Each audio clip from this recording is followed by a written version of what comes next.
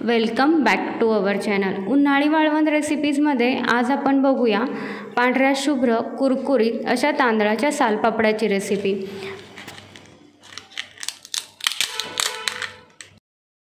तांदळाचं पीठ कसं बनवायचं इथपासून आपण ही रेसिपी बघणार आहोत, त्यामुळे रेसिपी शेवटपर्यंत नक्कीच बघा. रेसिपी आवडली तर चॅनलला सबस्क्राईब करायला विसरू नका. तांदळाची सालपापडी करण्यासाठी आपण आधी पहिल्यांदा पीठ कसं बनवायचं असतं ते बघूया. त्याच्यासाठी 1 किलो तांदूळ घेतलेले आहेत. घरी जो अवेलेबल तांदूळ आहे तो इथं तुम्ही वापरू शकता.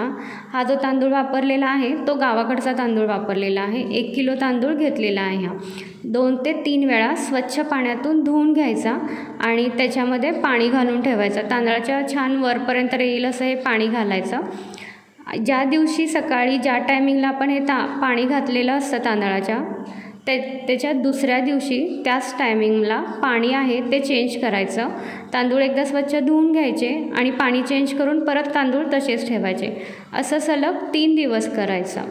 चौथ्या दिवशी तांदळातलं जे पाणी आहे ते पूर्णपणे काढून घ्यायचं आणि 2 ते 3 वेळा तांदूळ आहेत ते स्वच्छ पाण्यानं धुवून घ्यायचं आणि एक चाळण घ्यायची. त्याच्यामध्ये तांदूळ आहेत ते सगळे नितळून घ्यायचे. 10 मिनटं त्याच चाळणीमध्ये तांदूळ आहेत ते तसेच ठेवायचे, म्हणजे जे काही पाणी असेल ते त्या चाळणीतून नितळलं जाईल आणि तांदूळ छान थोडेफार कोरडे कोरडे होतील.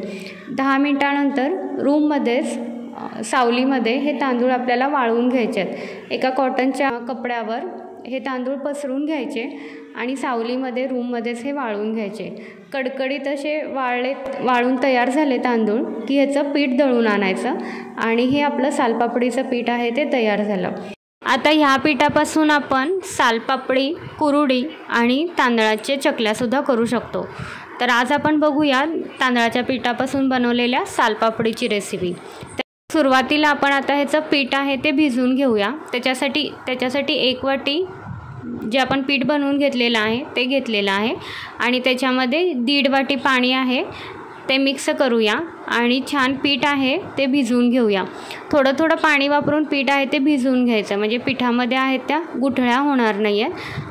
पिठाची कन्सिस्टन्सी आहे ती आपल्याला ह्या पद्धतीनं ठेवायचं आहे, म्हणजे प्लेटवर ते पसरता येईल इतपत आपल्याला पीठ आहे ते भिजवून घ्यायचं आहे. चवीनुसार मीठ ॲड करायचं आणि थोडेसे तीळ ॲड करायचे. तीळ आहे ते तुमच्या आवडीनुसार इथं ॲड करू शकताय तुम्ही. पीठ छान भिजवून तयार झाल्यानंतर एक मोठं पातेलं घ्यायचं. त्याच्यामध्ये निम्म्यापेक्षा वर येईल इतपत पाणी आहे ते गरम करण्यासाठी ठेवून द्यायचं. आता हे भांडं किंवा पातेलं कुठल्या साईजचं घ्यायचं, तर ज्या आपण प्लेट यूज करणार आहोत सालपापडी करण्यासाठी त्या प्लेट आहेत त्या पातेल्यावर बसतील इतक्या आकाराचं मोठं हे पातेलं आपल्याला वापरायचं आहे. आता पातेल्यातलं पाणी गरम होईपर्यंत एक मोठं ताट घ्यायचं किंवा परात घ्यायची आणि त्याच्यामध्ये थंड पाणी आहे ते ठेवून घ्यायचं. आता ज्या प्लेट आहेत त्या आपण स्वच्छ धुवून पुसून घेतलेल्या आहेत. पाणी गरम होईपर्यंत ह्याच्यावर आपण सालपापडीचं जे पीठ आहे ते पसरून घेऊया. अशा पद्धतीने सालपापडी आहेत त्या आपण सगळ्या ह्या प्लेटवर पसरून घेऊया. 5 ते 6 ताटं अशी प्लेट आहेत त्या अशा आपण तयार करून ठेवलेल्या आहेत पाण्याला उकळी येईपर्यंत.